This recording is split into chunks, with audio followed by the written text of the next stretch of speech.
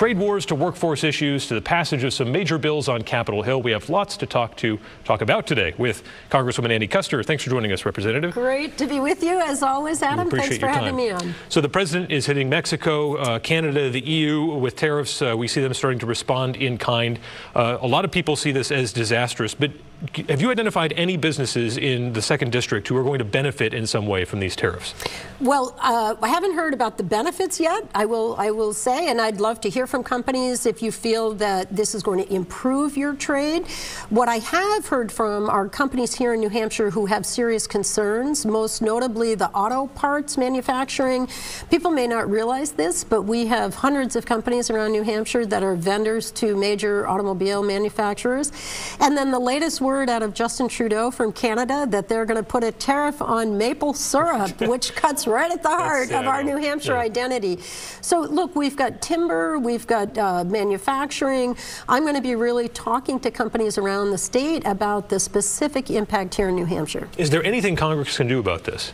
Well, I think what my general perspective on trade is that people want reliability. This is what I hear from people all the time. Whatever the rules of the road are, we need to know far enough in advance. And I think the problem with the president's decision, it was precipitous, it wasn't in consultation with Congress, and we don't have a good sense of who's impacted. And so I think Congress will take a look at this and will be, over the coming weeks, talking about what we can do to try to stabilize and provide more certainty so that our economy can grow and thrive. Let's talk about some recent votes. The National Defense Authorization Act passed with some provisions that you wrote in there related to improving services at the VA in terms of electronic records upgrades and also trying to curb the overprescription of opioids. What are the impacts at the VA-MC in Manchester? Well, look, I just want to say on behalf of my team, I'm really pleased that we got 3 different amendments and another provision that we had worked on onto the National Defense Authorization. You know that I'm very focused on Manchester and on veterans generally. And so a couple of these provisions, as you mentioned, have to do with the opioid epidemic and how we can do better by our veterans. We want to be looking to alternative pain management and treatment. And just separately from even NDAA, looking at the results of the task force that have come back and how we're going to move forward on Manchester. I've been having meetings with Al Montoya, and one of the bills I'm most proud of right now is it's called the VA Mission Act. I was one of 2 Democratic co-sponsors. It came out of our committee, it passed, it's gone to the president, he signed it into law. And what this is about is that balance of access to community care and yet maintaining a strong VA. And I've heard from veterans across my district, they want to maintain a strong VA, but they want the convenience of community care. And so this is going to strike that balance. We've done away with the middle, the bureaucracy in the middle that was causing a lot of the problems here in New Hampshire. And veterans are going to be able to get access to the care they need in a timely way. It sounds like that hybridization is definitely the way of the future. Another vote to close out the month of May. Congress did a partial repeal of Dodd-Frank, the financial regulatory reform. You voted for it. Why was that?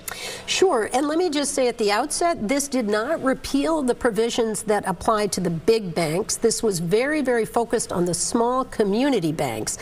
The community banks in New Hampshire, and by the way, the credit unions, are where we get access to capital in a very personal way with friends, neighbors, people we know. When you go into the bank and you say, I've got a great idea for a new business, what had happened was there was so much regulation under Dodd-Frank that the bank didn't have the option to take a little bit more risk because they knew the person, they knew their role in the community, they knew their history. Maybe it's a young person starting out in a new business. This allows them to take a little bit more risk as long as they keep that loan in their portfolio locally. And that's the way in New Hampshire, is that this local, I want to make sure that our banks can thrive and not just get gobbled up by the big banks.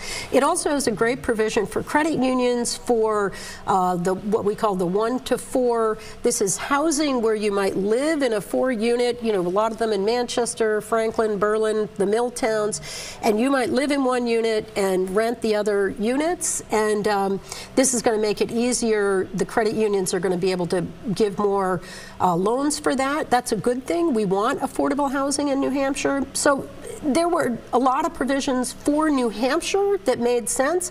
I still support, obviously, the regulation on the big banks that caused the 2008. Yeah, and yet we have a kind of a softening of the Volcker rule to limit some of that riskier trading there. In some ways, people are comparing this, I mean, to, Wall Street, that behemoth is somewhat getting the shackles loosened up a little bit. Do you trust that they'll be able to stay away from that ditch that we were driven into back in 2008? Well, here's the bottom line. There was an issue with the threshold for that type of regulation. I want to make sure there was discretion by the regulators. I want to make sure that we keep a very, very close eye on that. And I probably would have preferred a lower threshold. That's fair to say. Every bill is not perfect.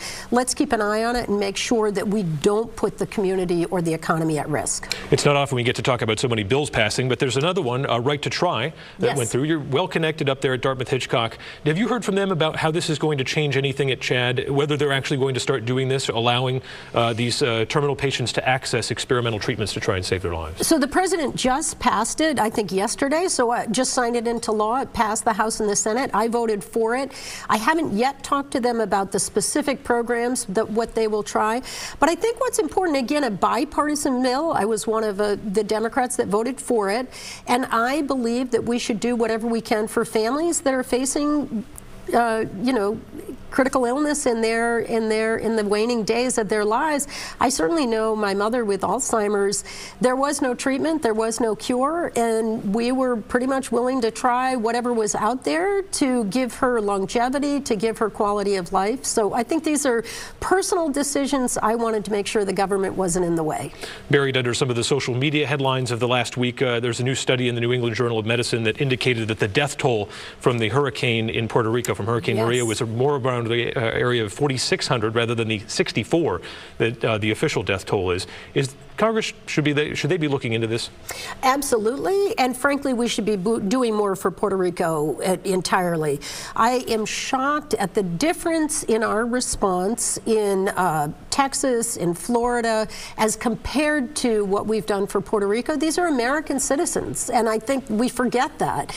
And I think we have a sense of away and other. And look, people have been, months without electricity. So I think we need to look at the death toll. We can't be underestimating the impact of these natural disasters, because that impacts everything that flows from it, the level of aid, the commitment of the community.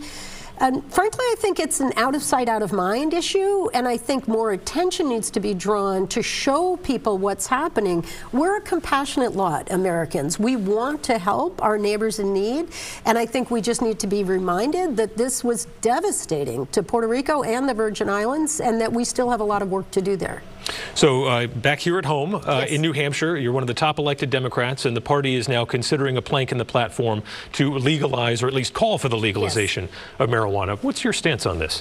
Well, this is an interesting issue because I take my role as representative very seriously, and so I want to hear from everybody. The Democratic Party is now making a decision to include this as a plank in the Democratic platform, and I think it comes naturally. The 3 states around us, neighboring states, have enacted legalization of marijuana, and so we're going to have pressure. Our law enforcement is going to be burdened if we're trying to impose different laws. We also have the practical experience. We've had medical marijuana in New Hampshire. It seems to be going well. I certainly hear anecdotal stories of people, pain relief, nausea relief for cancer, that type of thing. And here's what I want to say about it. I'm focused on the federal, which is we need to repeal the prohibition on research so that we can get a handle on this. I know that people are advocates that want this to happen now, today. I've also heard from people in the treatment and recovery end of things that are frankly concerned about what the potential impact is. So I want to make sure that we are focused on the outcomes. We have high rates of addiction in New Hampshire. Let's make sure the regulation is thoughtful and the taxation. If there's taxation, make sure that that funding would go into treatment and recovery generally, because Lord knows we are in the midst of an epidemic on the opioid front, and we need more resources for treatment and long-term recovery. All right, could be seeing a different product there at the state liquor stores within the next couple of decades. But yeah, absolutely. Congresswoman Custer, we thank you for your time. Thank you so much, Adam. Thanks for having me. Well,